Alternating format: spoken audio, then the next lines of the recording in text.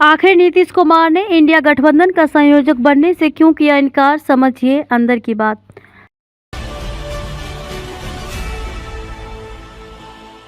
बिहार के मुख्यमंत्री एवं जदयू के राष्ट्रीय अध्यक्ष नीतीश कुमार ये कहते रहे हैं कि उन्हें किसी पद की लालसा नहीं है। वे सिर्फ इतना चाहते हैं कि विपक्ष एकजुट हो और भाजपा के शासन का अंत हो जाए। हालांकि इसके लिए बने विपक्षी दलों के इंडिया अलायंस का संस्थापक होने के बावजूद उन्हें कई बार अपमानित होना पड़ा।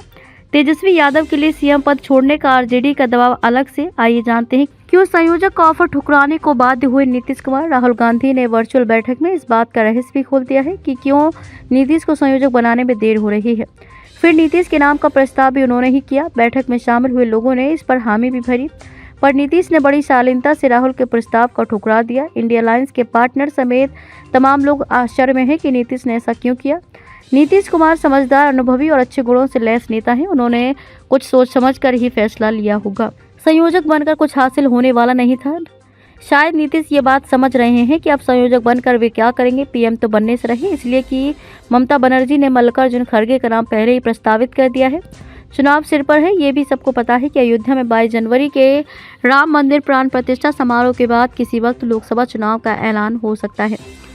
सीटों के बंटवारे का काम अब भी उलझा हुआ है। बिहार में सीटों पर सहमति नहीं बन पाई है।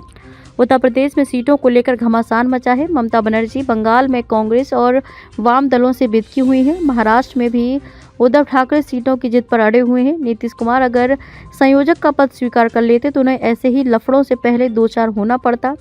मान लेते हैं कि नीतीश इस लफड़े को सुलझाने में कामयाब भी हो जाते तो उन्हें हासिल क्या होता।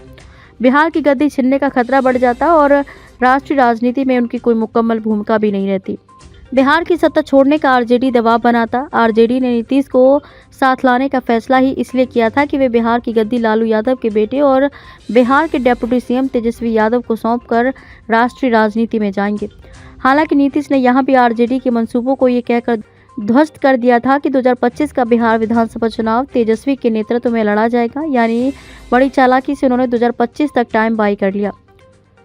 संयोजक बनने का प्रस्ताव कबूल करते तो नीतीश पर सीएम की कुर्सी छोड़ने का आरजेडी दबाव बनाता। नीतीश भी नैतिक रूप से मजबूर होते, इसलिए कि संयोजक बनने के बाद 2 भूमिकाएं निभानी आसान नहीं होती। नीतीश कुमार सीएम की निश्चित कुर्सी छोड़ अनिश्चित भविष्य की गाड़ी के सवार बनकर रह जाते। कांग्रेस को उसी के अंदाज में नीतीश ने समझाया।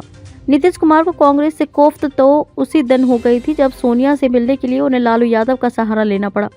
मुलाकात हुई भी तो कंक्रीट जवाब सोनिया ने नहीं दिया। इसलिए नीतीश याचक भाव से कांग्रेस नेताओं से विनती करते रहे कि विपक्ष को एकजुट करने में विलंब घातक होगा। आखिरकार कांग्रेस ने उन्हें विपक्षी एकजुटता का काम आगे बढ़ाने के लिए ग्रीन सिग्नल तो दिया, लेकिन जैसे ही नीतीश ने 1.5 दर्जन दलों को जुटाया, कांग्रेस ने कमान अपने हाथों में ले ली।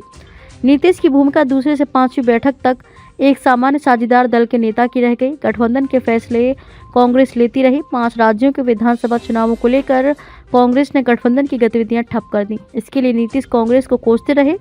इस बीच नीतीश को संयोजक बनाए जाने की चर्चा भी चलती रही। नीतीश की पार्टी में विघटन का खतरा भी उन्हें अलायंस पार्टनर आरजेडी से दिखने लगा। ममता बनर्जी तो नीतीश को संयोजक बनने के खिलाफ ही थी। इंडिया अलायंस का भविष्य अच्छा नहीं दिख रहा। नीतीश कुमार को इंडिया अलायंस का हश्र भी शायद 2019 की तरह दिख रहा होगा।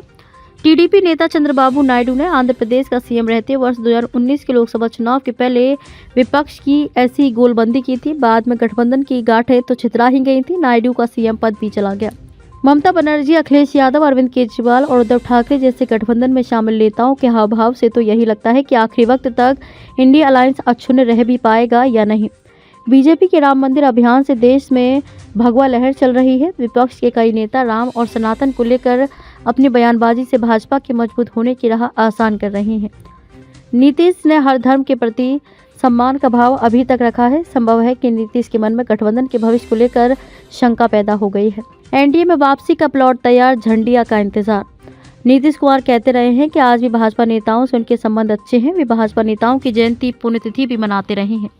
पीएम नरेंद्र मोदी से आत्मीय भाव से मिलते हैं, उनके साथ फोटो सेशन कराते हैं। गृह मंत्री अमित शाह से भी मिलने में अब उन्हें संकोच नहीं होता। इस बीच संयोजक पद से उनका इनकार ये सभी संकेत देते हैं कि एनडीए में उनकी वापसी का प्लॉट तैयार है। सिर्फ उनकी हरी झंडी का भाजपा इंतजार कर रही है। बिहार में खरमास यानी सोमवार के बाद किसी बड़े सियासी खेल के संकेत साफ दिखाई दे रहे हैं। एक्सपर्ट मीडिया न्यूज़ की खास रिपोर्ट।